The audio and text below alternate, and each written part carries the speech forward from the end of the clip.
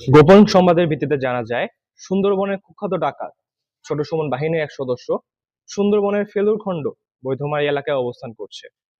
প্রাপ্ত তথ্যের ভিত্তিতে গত 22 মার্চ 2026 তারিখ রবিবার বিকাল 3টায় কোস্টগার্ড বেস মংলা ও স্টেশন হাটবাড়িয়া কর্তৃক বাগেরহাটের মংলা থানাধীন বৈধমারী বাজার সংলগ্ন এলাকায় একটি বিশেষ অভিযান পরিচালনা করা হয়। অভিযান চলাকালীন উক্ত এলাকা হতে সুন্দরবনের কুখ্যাত ডাকাত ছোট সুমন বাহিনীর এক সদস্য ইয়াসিন শেখকে আটক করা হয়।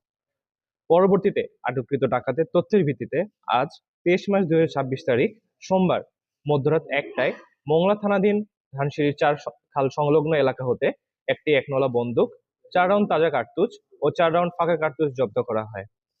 আটককৃত ডাকাত ইয়াসিন শেখ বাগেরহাট জেলার মংলা থানার বাসিন্দা।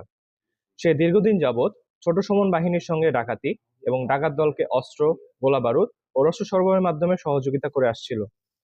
জব্দকৃত আলামত ও আটককৃত ডাকাতের পরবর্তী আইনানুগ ব্যবস্থা গ্রহণের কার্যক্রম প্রক্রিয়াধীন রয়েছে। আমরা দস্যুদের উদ্দেশ্যে বলতে চাই, সুন্দরবনকে দস্যুমুক্ত রাখতে কোস্টগার্ডের অভিযান অব্যাহত থাকবে।